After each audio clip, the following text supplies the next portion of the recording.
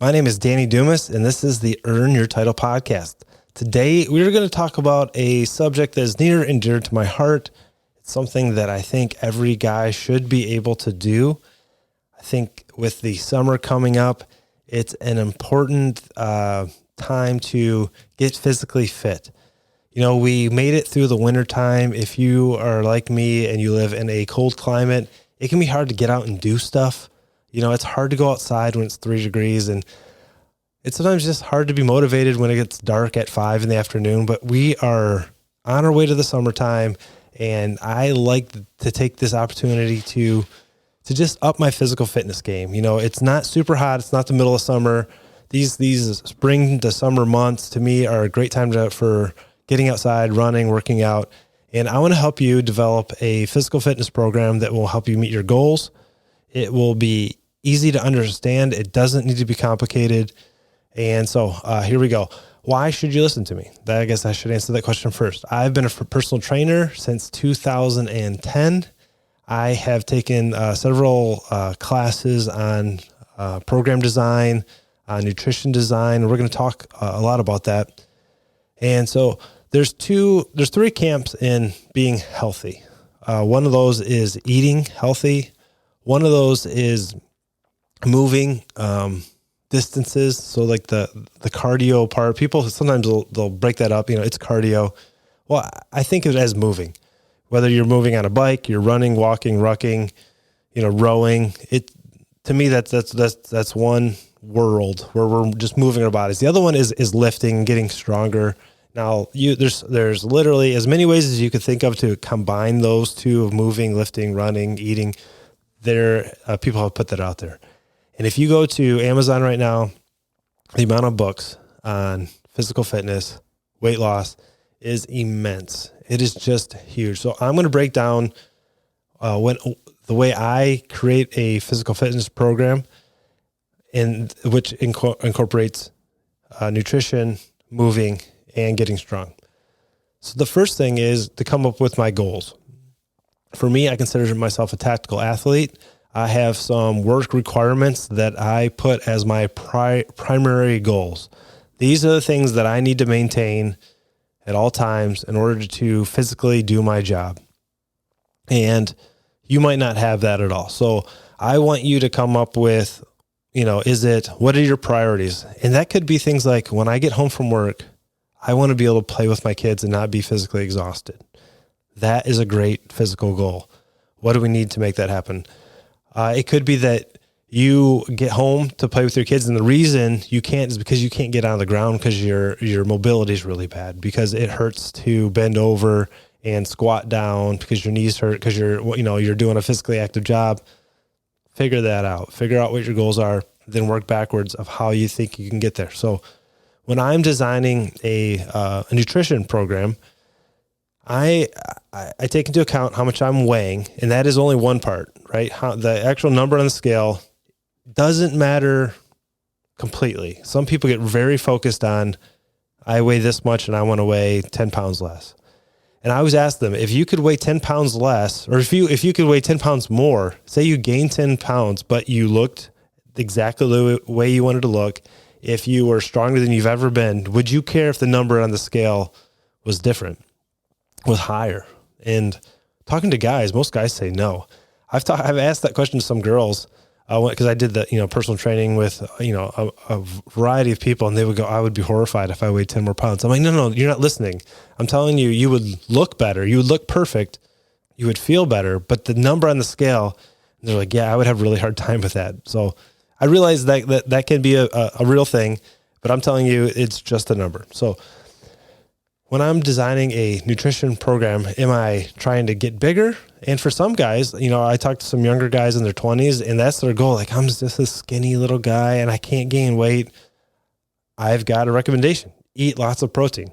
Eat more protein than you've ever eaten in your entire life if you're currently trying to work out and, get bigger, and that can help. And then just wait. If you're 20 and you're skinny, wait till you're 30 and you probably won't be you won't be skinny. You might not be strong, but you won't be skinny. Sometimes that just takes time. But are you trying to go up? Are you trying to go down in weight? I want you to be healthy.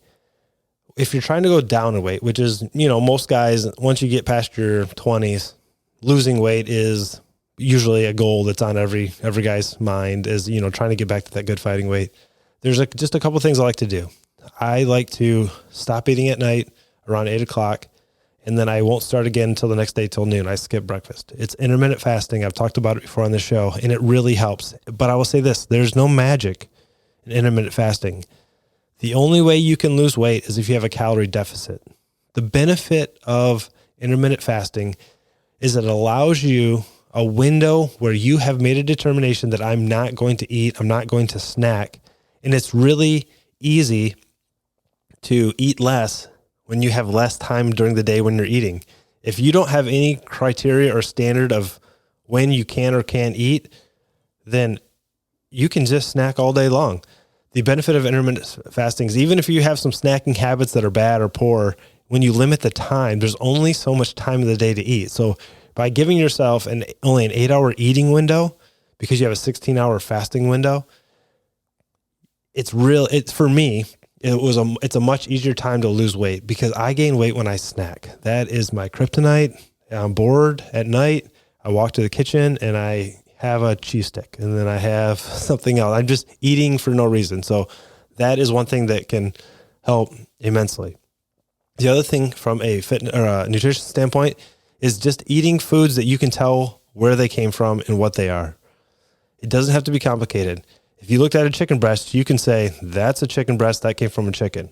That broccoli crown, that was a plant that came from a broccoli.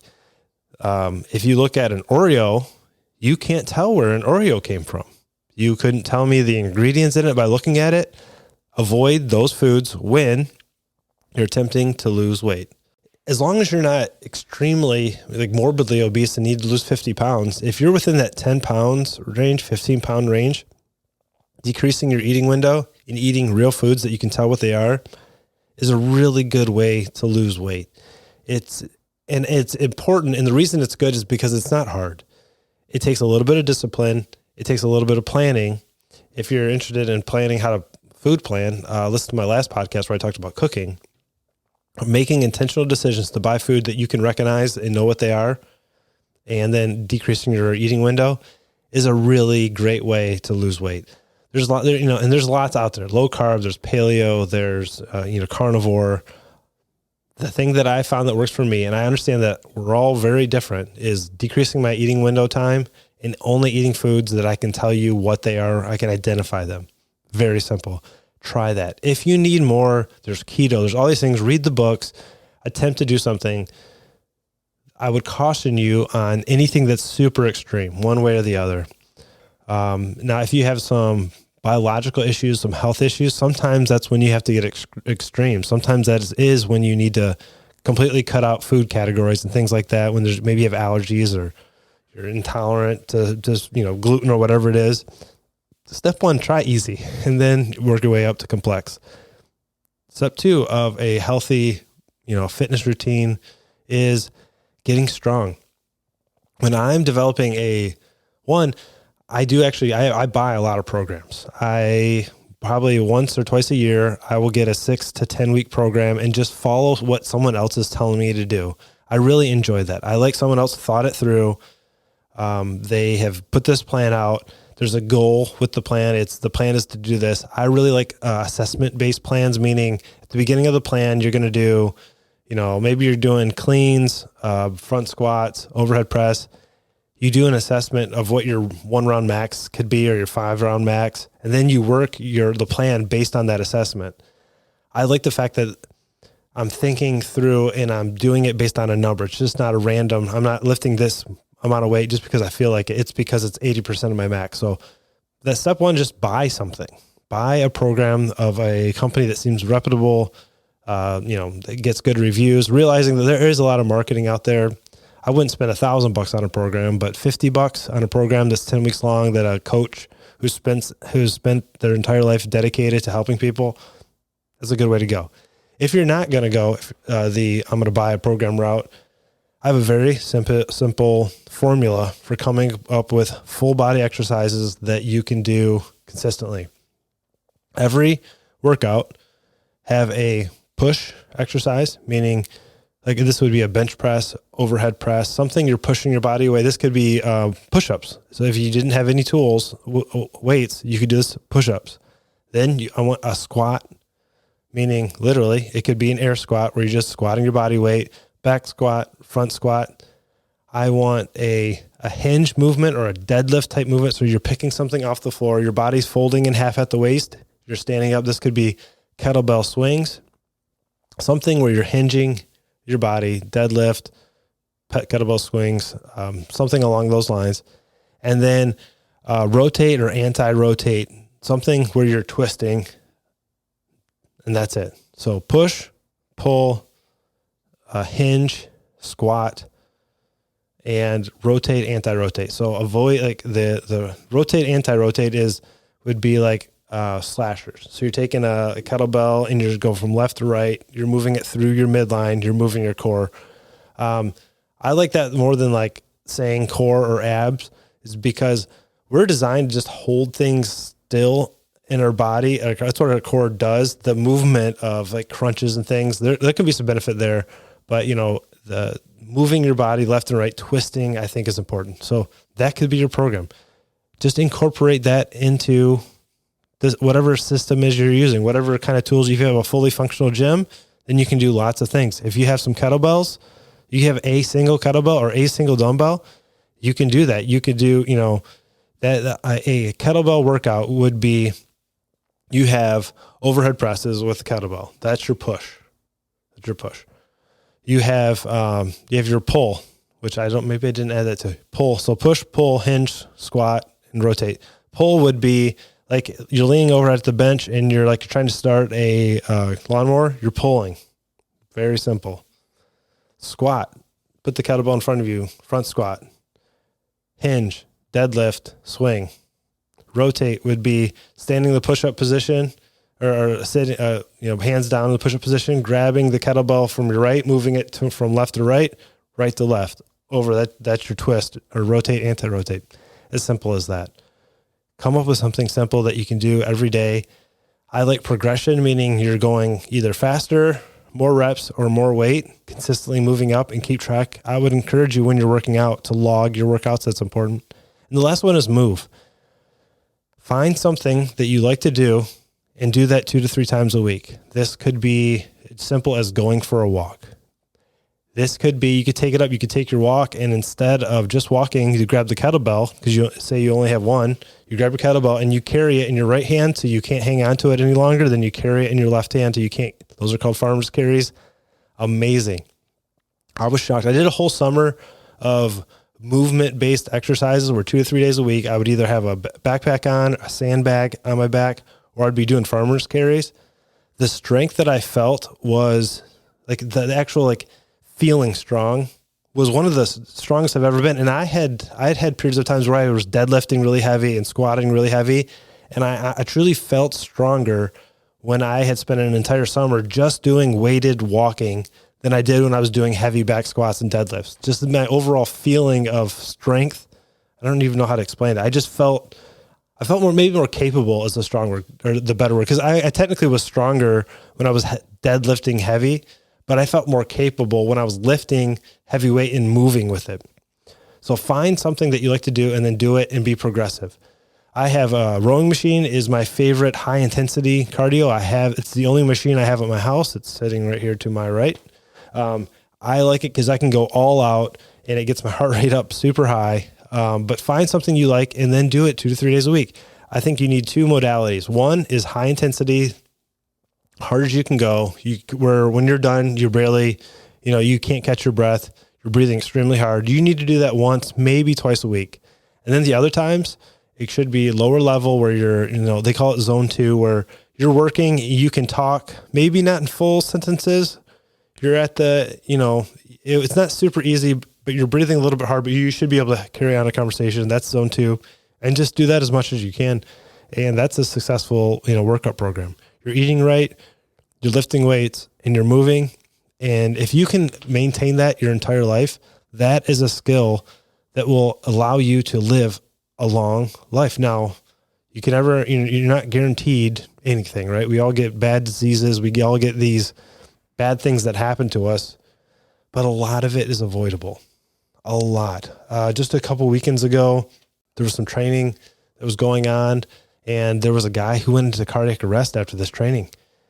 He just wasn't ready. His body wasn't physically ready for it. And thankfully he didn't die. He went to ICU and, he's okay now, but he got maxed out, and it could have cost him his life because he wasn't physically ready. I'm telling you right now, there's going to be something in your life that's going to change you for the worst if you're not doing something about it today. We were talking about a guy we knew.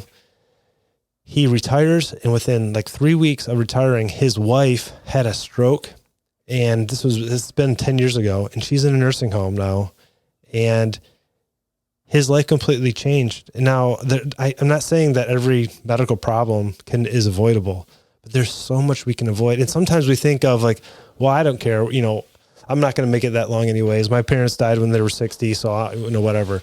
It's not about dying early. It really isn't. If you die, there's no more sorrow. There's no more heartache. There's no more bad things. What's really bad is when you don't die and you are now living in a nursing home for 10 years, 12 years, laying in bed, watching reruns of Jerry Springer.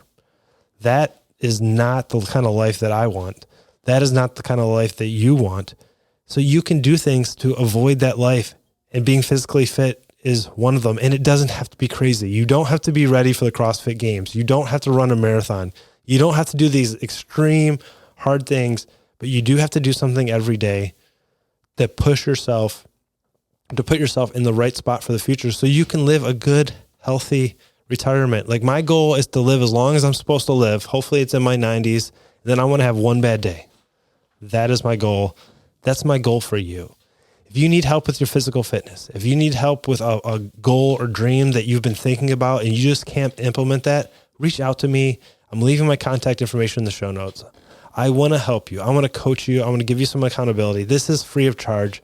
This is my attempt just to reach out to the guys that are listening and watching this show and help. I want to help you. So please reach out. I'd love to talk with you. I'd love to give you a little bit of insight and some accountability, set up a system, set up a program where you can be successful. So reach out to me. I'd love to talk to you.